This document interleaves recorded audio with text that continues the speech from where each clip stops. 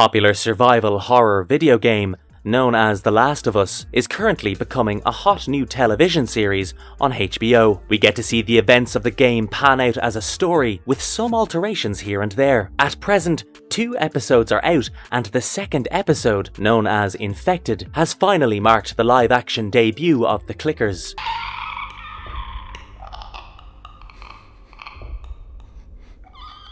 A terrifying stage where the infected person has no humanity or conscience left while having no weak spot to take advantage of. The arrival of the Clickers is terrible news for Joel, Ellie, and the others. They are a lot worse to deal with than the runners and stalkers, and in today's video, we will tell you what makes them so lethal and different from the rest. Before we go into our explanation, we have a very small request. If you like our content, please support us by subscribing to our channel. This is a small click for you, but for us it means a lot. Thank you. Let's begin.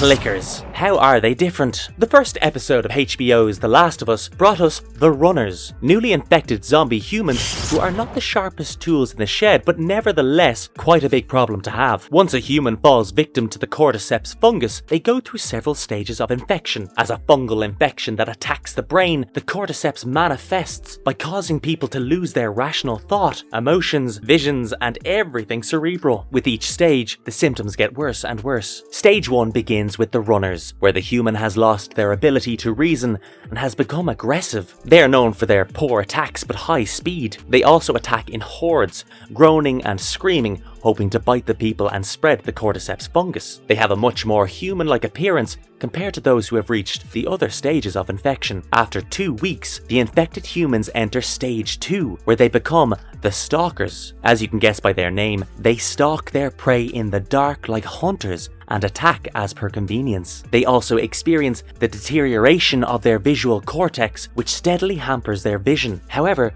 the Stalkers remain in stage 2 for almost a year until the cordyceps fungus spreads all over the host's body. After a year, the infected person, now in stage 3, turns completely blind due to an excess of fungal growth in and around their eyes, enveloping them. They have a mauled jaw, and whatever clothes they previously had get tattered by this stage. The Runners could be killed with a headshot, but their external fungal growth makes the Clickers resistant to bullets and such types of attack. At best, it breaks off some of its fungal molds with a shot. Unlike the Stalkers, who had some vision, the Clickers have none. They often scratch at their fungal growth, clawing at it aggressively. This gives off the impression that they are trying to get rid of their blindness. And why would they not? Wouldn't being blind be an inconvenience? How will they attack if they cannot see? If they still do it, wouldn't they be easier to avoid and defeat, making them less of a threat? Well, no. And the reason for this is simple. Think about bats, whales, and dolphins. They are not blind, but their eyesight is far from good. Bats, in particular, have very sensitive vision that allows them to see well in the dark, but not so much beyond it. The point is, eyesight is not their USP, so they use echolocation, a method that allows one to emit frequencies and sound waves, which helps them to know where their prey is. The waves bounce off objects, giving the echolocator knowledge of the distance, the size of their prey, or anything of that sort. Interestingly enough, in some extreme cases, blind people learn to echolocate as well. The Clickers use the same method to hunt, although their form of echolocation is a lot more crude, since they need to be directly in front of whatever they are having to sense. The worsening of the infection also causes them to get a lot stronger than the Runners and the Stalkers. With their new strength and the ability to echolocate, the Clickers become ridiculously lethal when one has to fight them in small spaces or close combat. No prizes for guessing the sound of their grunts. Of course, they are known as Clickers for their clicking sound, which is quite different from the Runners' groans. Other than that, they are way more aggressive than the Runners and Stalkers, primarily because their brain is damaged enough for them to even be conscious enough to resist the cordyceps infection. However, this does not mean that they are stupid and mindless. They are highly intelligent hunters, constantly staying on the lookout for their prey while being quite meticulous at that. But if they get provoked, they enter a berserker mode when their clicks turn into roars while regular bullets do not even make them flinch. Several years pass by and if the infected humans manage to stay alive, they enter stage 4, becoming the bloaters. A worsened infection naturally means that the bloaters are quite strong compared to the clickers, especially because the bloaters have fungal armoured plating all over their bodies. They are stronger, durable, and can throw these plates at their prey, releasing spore bombs that can infect more and more people. However, they are slower and a lot more vulnerable to fire than the clickers. You have the fungal plating to blame for that.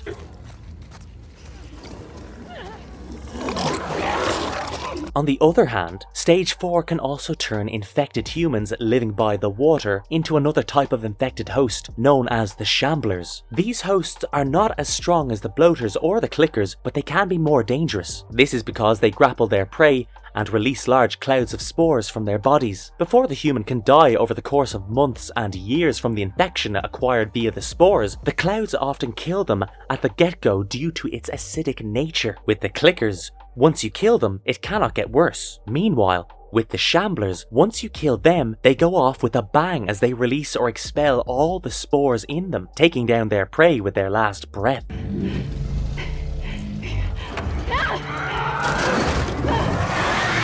There is one instance of stage 5 where the infected becomes a part of the Rat King, based on several grotesque fictional monsters where creatures fuse into one another to create one big bad boss. The Rat King is an amalgamation of stalkers, clickers, and a bloater. It is believed that these creatures are some of the first humans to be infected due to the fungus. To prevent them from spreading the cordyceps, they were kept within small spaces in a basement and never allowed to see the light again. More and more people were sent here as they got infected. The fungus is notorious for spreading faster in closed spaces, and with everything falling into place, the creatures fused with one another to create the Rat King. However, it was still not a separate being. To kill the Rat King, you have to attack it and cause it to break apart. Then, you have to kill the clickers and the stalkers the way they are intended to be killed. The same goes for the bloaters. So hypothetically, if you use fire in the attack, it can take care of the bloater, but you would still have the other two to worry about. You can even kill the stalker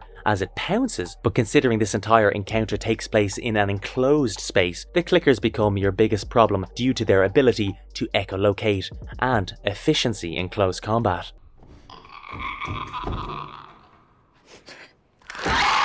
The clickers made their television debut in the second episode of The Last of Us. It's been years since the breakout of the cordyceps virus, and the protagonist, Joel, is trying to take Ellie, the girl immune to cordyceps, to the state house. They come to the infamous crossroads where they have to choose between the longer but safer path against the shorter but more dangerous path. They try to stay safe and take the longer route and reach State House. All good so far? Not really. From the State House, they are led to a museum where they finally meet the heroes of today's video, the clickers. Their vision initially prevents them from noticing Joel, Ellie, and Tess, who were there as well, but once Ellie breathes sharply, the echolocation allows the clickers to know that they have new prey. This right here is an example of the echolocation used by the clickers being more crude than that of bats and whales. The clickers are shown navigating dense areas with high accuracy while making their clicking sounds. This also proved that their echolocation prevented them from bumping into objects or walls, so it is definitely not too crude. Anyway,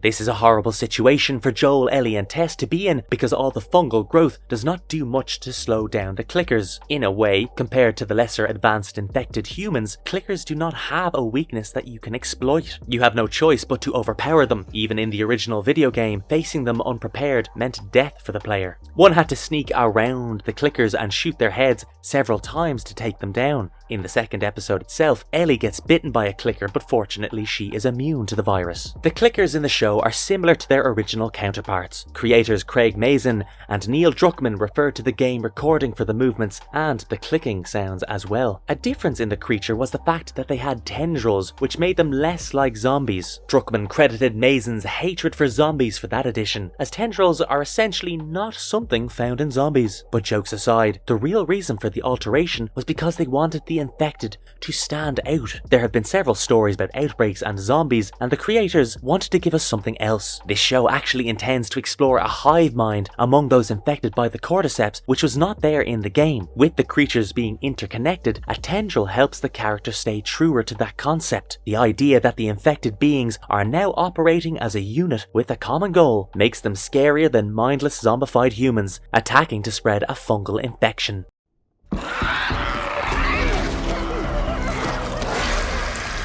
Marvelous verdict. We are eager to see what is going to happen as the show progresses. Having seen how dangerous a clicker can be, we are excited to see the infection develop and turn worse, bringing the bloaters to our main characters. What we were not eager to see was the scene where a clicker kissed Ellie. It was the weirdest thing in the show so far, but you could say that they clicked. With that, today's video comes to an end. What did you think of the clickers? Did you enjoy this video? If yes, don't forget to like and comment on the video. Until then, goodbye, have a good one, stay safe.